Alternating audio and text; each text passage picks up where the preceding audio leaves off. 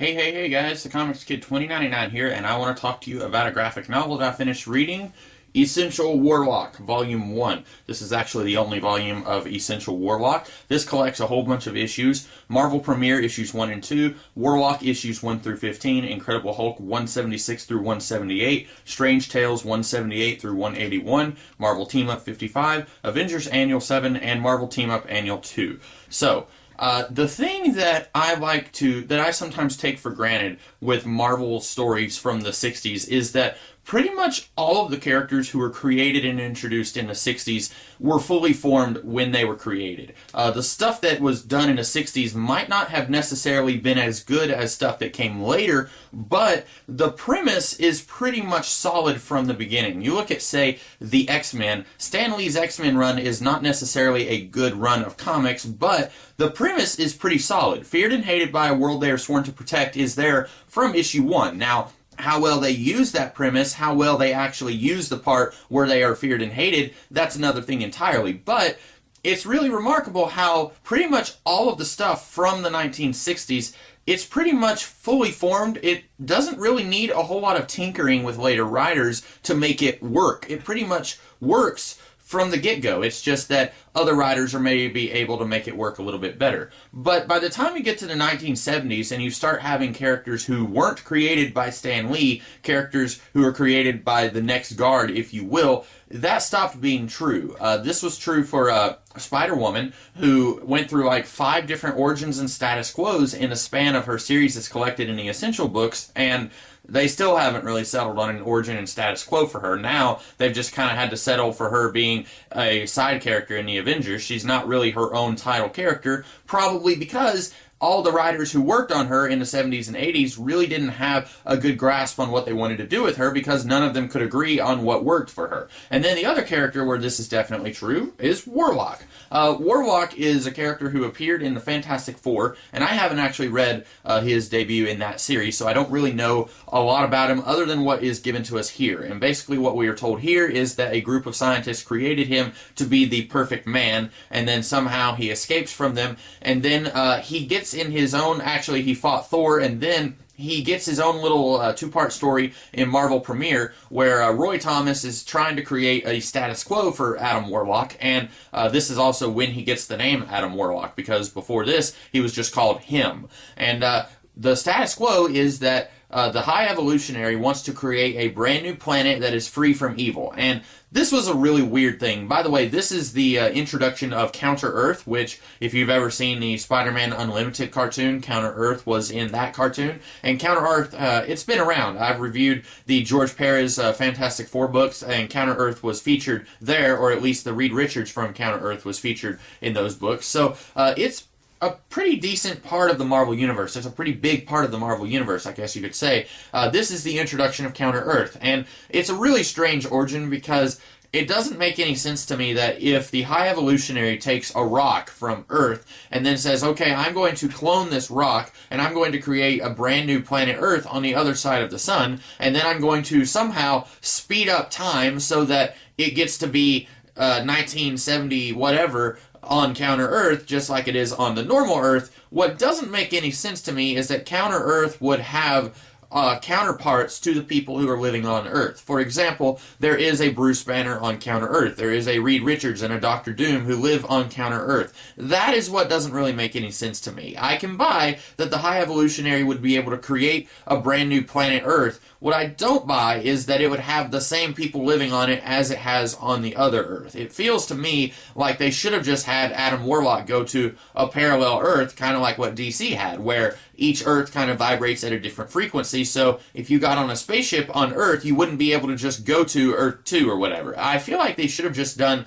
their multiverse system kind of like that. They should have just done something like that if they wanted to send Adam Warlock to another planet. But they didn't do that. They decided to have Counter-Earth on the other side of the sun, and the premise is that the High Evolutionary is basically a metaphor for God, and this whole thing is kind of sort of like the Chronicles of Narnia, where each character kind of has a counterpart to someone in the Bible. And the High Evolutionary in this case is God, Adam Warlock is Jesus, and Manwolf, a previous creation of the High Evolutionary and a leader of a rogue group of new men, he is Satan. And while the High Evolutionary is creating Counter-Earth, his big goal is that this is going to be a planet without evil. Well, then Man-Wolf comes in, and while the High Evolutionary is resting, he alters Counter-Earth so that it's basically exactly the same as regular Earth. And so there is evil on this planet. And so then the High Evolutionary is like, well, this whole thing is a failed experiment. I'm just going to destroy Counter-Earth. And then Adam Warlock's like, no, let me go down there and fix it.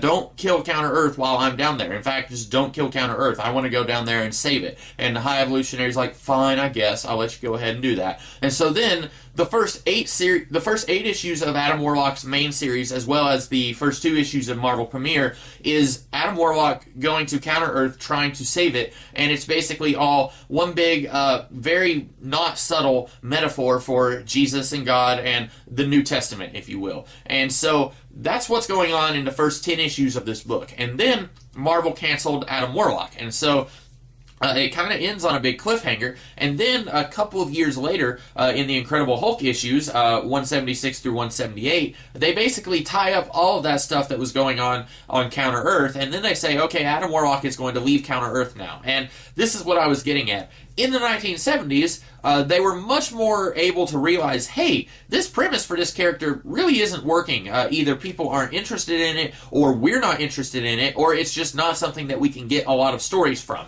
And I was kind of getting that sense from the early parts of this book, because one of the things they said about Counter-Earth was that on this world, there are no superheroes or supervillains. So Dr. Doom, he still wears his metal mask thing, which I thought was a little silly, but on this world, he's just a scientist. He's not an evil warlord of Latveria. He's just a scientist. And then as they keep going, they kind of start bending this no superheroes, no supervillains rule, because Reed Richards becomes a Hulk-like creature called the Brute. So I guess there's some superheroes and supervillains, but not a lot. But when they first said on this world, there's no superheroes and supervillains, it was kind of making me think, okay, so Adam Warlock is basically on our world. But then you've got the New Men, who are these animal men all over the planet, and they're doing evil stuff. And then you've got the Brute.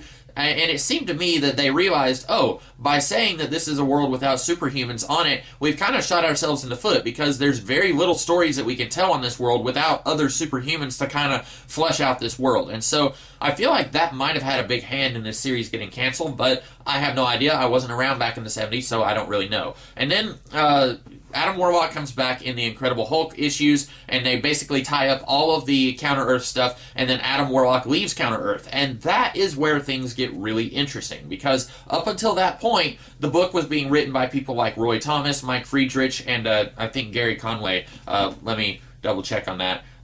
Roy Thomas, Mike Friedrich, Ron Goulart, and Jerry Conway. Yeah, those guys were all handling the character up until that point. Well, then after he was kind of revived and everything was tied up in the Incredible Hulk issues, then he goes to Strange Tales. And it's at this point that Jim Starlin starts writing the character. Writing, drawing, doing basically everything. That's kind of a running gag in all the credits pages from that point forward, is that they'll say something like, you know, if Marv Wolfman is the editor of this issue, they'll say, interference done by Marv Wolfman, and then they'll say all other manual labor done by Jim Starlin. And they did different stuff like that, which I thought was pretty fun. But Jim Starlin is basically handling the lion's share of the load from this point forward. And I guess they put Adam Warlock in Strange Tales just to see if people were ready for him to have his own series again, because he's in Strange Tales for like 4 or 5 issues, 178 through 181. And then they take him and they put him back in his own ongoing series. So they go like 2 years in between Adam Warlock issue 8 and issue 9. But from Strange Tales, he goes back to issue 9, and then the series goes till issue 15, where it's canceled again. And in this series, in the Strange Tales stuff and in Adam Warlock's ongoing series by Jim Starlin, we get a lot of really interesting stuff.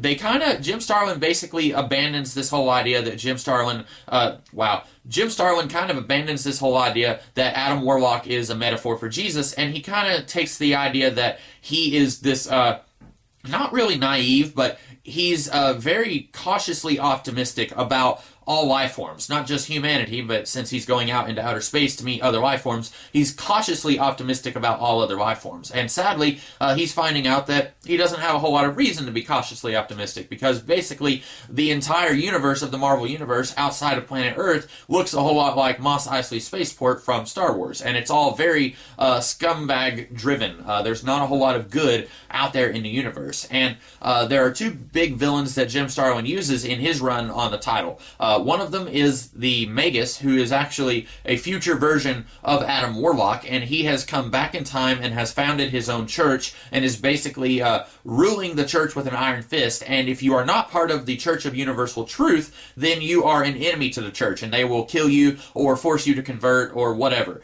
And so it's very strange, very odd to me that Jim Starlin takes a character who is kind of the comic was kind of pro Christianity, pro New Testament, in that Adam Warlock was the representation of Jesus in this comic. They take it from that and they go to organized religion is very bad, and Adam Warlock is fighting against it. So I thought that was an unusual turn of events, but that's not really super unusual. I'm just assuming that Jim Starlin himself felt very differently about religion than some of the other guys who were working on the character before he was. And the other big villain was Thanos, who shows up in this book, and this is not his first appearance. Thanos had appeared at least once or twice before this, once in an Iron Man comic, and then he fought the Avengers before this series. And Thanos helps Adam Warlock to fight the Magus. Basically, he says to himself, he doesn't tell Adam Warlock this, but if he wants to extinguish all life, he's going to have to get rid of the Magus, who, as perverted and evil as the Magus is, his whole end game, his whole goal is to face down against Thanos and kind of be a protector of life. Even though he's not a good guy, he's very evil and twisted,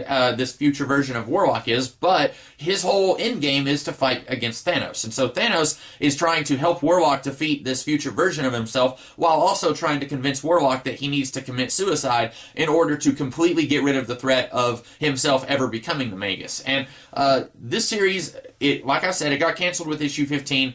It really feels like Jim Starlin was told at the very last minute, by the way, your series has been canceled, because after issue 15, a lot of these subplots kind of get wrapped up in some other comics. The Magus stuff, that all got wrapped up in the Adam Warlock series itself. And then we have like a 2 or 3 issue storyline where Adam Warlock fights someone called the Star Thief. And then the series gets canceled, and then the story wraps up in, what was it, Avengers Annual 7, Marvel Team Up 55, and Marvel Team Up Annual 2. And really, those 3 issues are kind of just, well, the Marvel Team-Up issue is explaining how Adam Warlock gets back to Earth, because near the end of the Adam Warlock series, Jim Starlin, I get the feeling he was trying to come up with this reason that Adam Warlock doesn't go back to Earth or counter Earth. So he says there's this thing called the expanding universe theory, and since Adam Warlock has been away from Earth for so long, he has expanded more than the people of Earth and the planet Earth. And so when he comes back, planet Earth is like this big to him, and he's huge, and so he can't go back home. And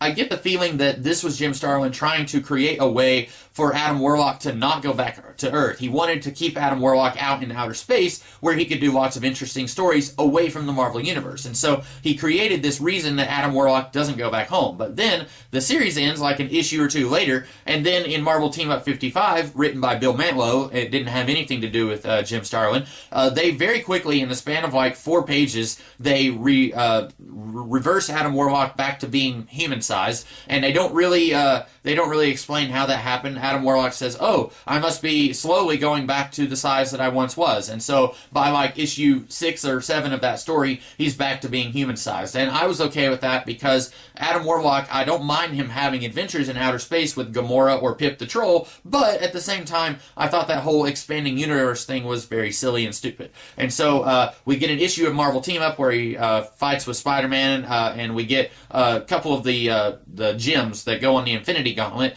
They show up in that issue, and then we get a big story that goes through Marvel Team-Up Annual 2 and Avengers Annual 7, and this is basically tying up the Thanos stuff that was going on in the Adam Warlock series. And spoiler, huge spoiler in fact, but this book ends with Adam Warlock being dead, and that's something that is hinted at kind of sort of early on in the Adam Warlock series, maybe about halfway through Jim Starlin's run on the Adam Warlock series. It's hinted that Adam Warlock Warlock has to die in order for the Magus to not exist. And then at the end of this book, Adam Warlock dies in just the way that we were told that it would happen. And that's something I really wasn't expecting to see, mostly because I knew that Adam Warlock would be back in the Marvel Universe later. I know that he is part of the Infinity, one of the Infinity stories. Maybe not the Infinity Gauntlet, but the Infinity War. I know he's part of that, and he showed up in later comics in the 90s. So I know he does return to life at some point, but I was really kind of shocked to see that he dies in this book. And so in a lot of ways, this feels very much like a complete story with a beginning, middle, and end. It's not necessarily a tonally consistent story because Jim Starlin doesn't even start writing it until about halfway through, but it still feels very much like a story with a beginning, middle, and end, which is not something that I would have expected to have seen in Marvel Comics in the early 1970s. But there towards the end, the Thanos stuff, it is wrapped up pretty well, pretty nicely, and of course he comes back as well, but this story would lead you to believe that the threat of Thanos is kind of taken care of for good. But there is, like I said, at the end of the Adam Warlock series, it does feel like Jim Starlin was kind of given a very short notice that his series was ending, because at one point Gamora is in a spaceship, and then we see Drax the Destroyer flying towards the spaceship trying to kill her, and then the series ends, we don't find out if she lives or dies, and then the next time we see her, she is dying, and Adam Warlock has found her, and she says Thanos did this to her. And then we find out that Drax the Destroyer tried to kill her, but then she survived, made it back to Thanos, and she finds out that Thanos is actually trying to kill everyone in the universe, and then he tries to kill her because she found out. And so we never find out why Drax the Destroyer is trying to kill her. I don't even know if Drax the Destroyer had shown up before this comic book before. I don't know if he was like a character who had shown up in Iron Man or the Avengers or something. I don't know. I don't know anything about Drax from this comic. I know very little about Drax in general outside of the Guardians of the Galaxy movie. But speaking of the Guardians of the Galaxy, if you are a fan of that movie and you're saying, I'd like to read more comics that those characters appeared in, where should I start?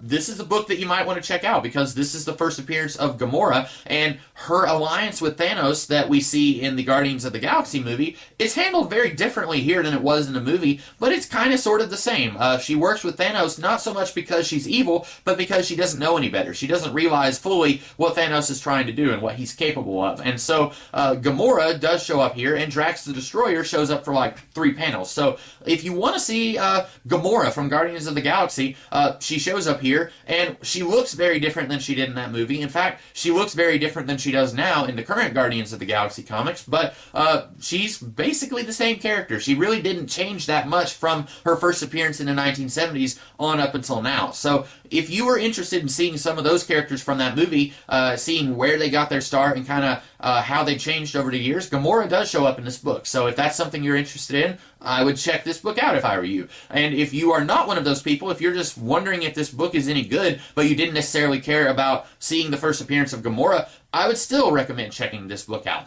This is a book I would recommend to just about anyone. If you've never really read a lot of comics before, I would recommend this, because there is some references to stuff going on in the Marvel Universe outside of this book, but it's pretty intuitive for the most part. It's pretty easy to pick up on. You're not going to be pulling your hair out trying to figure out what this comic is referencing that happens outside of this book. It does a pretty good job of catching you up if you are a new reader who hasn't read a lot of comic book stuff before. So I would recommend reading this if you're a brand new reader. If you're a long-time reader of comics but you've never read this stuff before, I would definitely recommend that you read it. And you've probably heard of the Jim Starlin stuff before. I had for many years, and I just had never gotten around to reading it, and I'm really glad that I did, because this was a very fantastic story. Like I said, not very consistent as far as the story goes. The first third of the book isn't as good as the last 2/3 of the book, but overall I still very much enjoyed myself. So that is my very rambling thoughts on the Essential Warlock Volume 1. I hope that you guys liked this video. If you did, be sure to like, share, comment, and subscribe, and I will be back later in the week with a different kind of video. So until then, I will see you guys later. Have a great rest of your day. Catch you then.